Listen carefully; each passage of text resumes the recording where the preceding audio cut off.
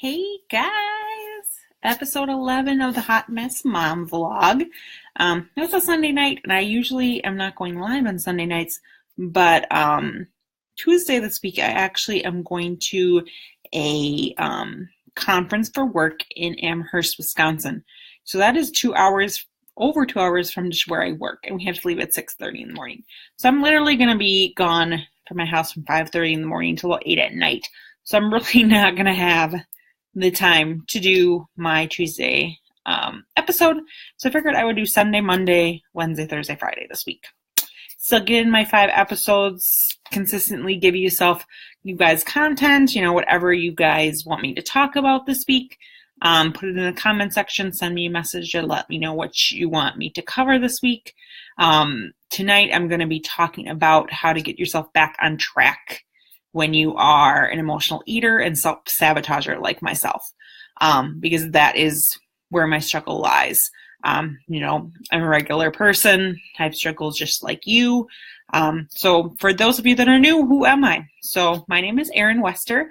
I am an online health and fitness coach. I call myself the Fit Spiritual Mom, but I'm also a hot mess mom. So I work full time as a supervisor. I had a social service agency. I have 2 kiddos, a 10-year-old, almost 11-year-old, and a 1-year-old, almost 2-year-old. I'm married. I have a husband. We have a house. We have a dog. We have family close by, friends. So, all the things that keep people busy. I'm also going through Financial Peace University with Dave Ramsey right now, trying to get my financial fitness on track. So, I've had 2 pregnancies. I've had 2 C-sections. My second pregnancy being a twin pregnancy with twins, where each of them were 7.5 pounds. So you can imagine how much baby and fluid and things were all in there. So I've lost 75 pounds once with my first child, and I'm working on my second 75-pound weight loss. I know it's not all about the scale. I've lost about 35 pounds, but it is about how I feel in my clothes, how I feel about myself. And right now I'm not feeling so great about myself. I've been trying to save money, so I've kind of let my hair kind of go, as you can see. Actually, I have a hair appointment next Saturday to fix it because I'm at the point now financially where I'm able to spend that money. Even when you're trying to save money, you still have to take care of yourself. And that is something that I've let slide. I'm coming up on that 2-year anniversary of Alex's twins' death. As I posted earlier today, I posted kind of a play-by-play story of really my story of that and how that affects me. And, that anniversary is coming up. And, it's hard. For someone that already suffers from depression and anxiety and low self-esteem, this time of year is just hard. It's our kiddos' birthdays, Halloween, then Thanksgiving will be here, Christmas, and it's just all around that horrible ordeal that happened. But, we really still have to take care of ourselves. So this past week was really, really rough for me. I got my workouts in through Wednesday, but that whole time, even as of Tuesday, I wasn't really eating the best. I had reverted back to fast food. There was a case of Mountain Dew in the fridge at work. Just so many opportunities to self-sabotage. I had a little extra money left, so I got Starbucks a few days too many times, went through the drive-through twice, just made bad decisions, ate some of the bad things that I still had in my house. Those things no longer exist in my house, so that's a good thing. But really, it's been a rough week. As I said, I did fantastic for the first 10 days of my 3rd round of 21-day fix. And then, I missed 1 day. That's all it takes. 5 a.m. works as long as I continue to get up at 5 a.m. So, Monday through Wednesday, I was up at 5 a.m. I do my prayer, my personal development, read my positive affirmations, then I do my workout, and then I clean myself up, get my kids ready for school, make my healthy lunch, and, things just got combobulated, and, there were a couple days I didn't make my lunch, I'm prepared for this week though. But, when you're not prepared, those things happen. So I think the biggest secret to staying away from emotional eating and self-sabotage, number one, is to keep those craveable foods that trigger you out of your house. That is number one. Number two is to be prepared. Make sure you have stuff in your house so that every dinner is going to be something healthy, so that you're going to have leftovers to bring for your lunch. So I know personally this week I am out of the office a lot. I have at least a meeting or court date almost every single day. Again, we're going to Amherst on Tuesday, and we're literally going to be in the car and at this convention from 6:30 in the morning to 6:30 at night. I mean, that's something that you have to prepare for. I mean, I know what's going to happen. I have to be prepared. Wednesday, I'm going to be in Racine all day. Again, things where I'm not going to be able to warm up food. I'm going to have to be prepared. And, I know Tuesday is going to be a late night at work. So obviously I'm going to try to do something in the crock pot for Tuesday so that we can still stay on track and not go to Qdoba or noodles or something like that and get off track. So, I was really, really debating if I should just restart week 2 of 21 Day Fix, if I should do week 3. But, I've been having really good success with 21 Day Fix, but I joined a Facebook group for Prepare to Be Obsessed, which is a group to prepare for 80-Day Obsession that comes out in January. It's Autumn Calabrese's new workout that's going to be coming out, which I think is going to be fantastic because it's going to be a different workout every single day for 80 days. We're doing it all as a group. I mean, that is when I do the best. I realize that this format works when Autumn did a 100-day challenge, which had like 21 Day Fix, 21 Day Fix Extreme, Chisel, and Country Heat. And I did that with the group exactly every single day. And it helped me stay on track better. So a big group like that, where everybody's doing the exact same workout every day, works for me. I mean, that may not work for everybody, but that is where I have the most success. And, when we know what we're having success with, we need to kind of stick to that. I know the first time I did 21 Day Fix and lost 10.6 pounds, 11 inches, I did it in a group. We all did the exact same workouts. We would post our meals. We just helped keep each other accountable. So, when I joined this Prepare to Be Obsessed group, which I found out a week after it started, I found out about it. I said, I'm all in.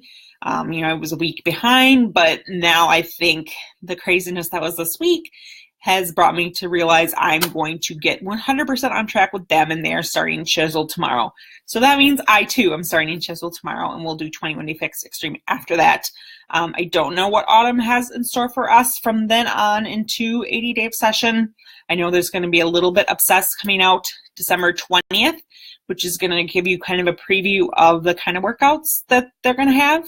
So, and I think what's really awesome about the 80-Day Obsession is that every single person that's going to be doing it starting January 15th, we're all going to be in one group and we're going to be doing it together. Again, that is where I have the most success. So, I'm going to be posting my weekly shopping lists in my personal group. I'm going to be posting what I eat every day in my personal group, and I'm going to be starting this tomorrow because tomorrow is day 1 of Chisel for me. So I'm going to be doing that from now on out. Posting my videos of my workouts every day, doing my sweaty selfies in the morning, doing a Shakeology picture every day so that you can show that I'm having my Shakeology, I'm drinking my Energize in the morning, I'm having my Hydrate during my workouts, I'm having my Recover. So yes, I take a lot of stuff. Yeah, I use vegan Shakeology, and I also use the Beachbody Performance line. That's me. Obviously, everybody doesn't have to do that. But for me, that's how I get the best results, because the Performance line helps you with your muscle soreness. It helps you with your recovery. It gives you the energy you need to do these intense workouts, because let's be honest, Chisel is no beginner program. It's intense. But, I love lifting way more than cardio. But, I do the cardio because I know I have to. I hate the core, but I do it because I know I have to. But, that is just the formula that works for me, is being in a big, huge group and having to be accountable to that group. And then the nutrition part in my personal group, showing you guys, see, this is what I get every week, showing you guys that I'm not getting the junk. Obviously, my kids like chips and things like that. I'm trying to wean them off. So right now we don't have any chips in our house. So we're going to see how this week goes. See how they do with that. And really just see how it goes. I'm not going to say how it goes. I didn't get any chips at the store on Friday. I should have kept my shopping list and showed you guys what I got for this week. But I'm prepared to have a successful week. I'm going to have some salads on the days where I can't have a microwave. I'm going to bring food with me on Tuesday, even though I know they're giving us food. I'm sure it's going to be sandwiches and horrible things that just are going to make me feel horrible. So here's one more honesty tidbit for you guys before I let you go. Because it's Sunday night, even though I have a pretty good turnout for live video for me. A lot of people, I think, watch it after, but that's cool. But I'm going to be honest. So Friday at work, Friday, again, I missed my workout. I woke up before my 5 o'clock alarm and changed my alarm to 6:30. So I thought I changed it to 6:30, but I changed it to 6:30 p.m. And I really needed a shower. My hair was horrible because, this hot mess hair needs almost a shower every day, basically, for it to look semi-normal. Again, it's going to be fixed in 6 days. It's okay. So, I was going to get up at 6:30, I was going to shower. I was getting my lunch ready, be out the door by 7:30, be good, be at work by 8:15, be fine. But yeah, I set it for 6:30 p.m. And the only thing that awoke me was the ruckus from my kitchen at 7 a.m. from my son and my husband.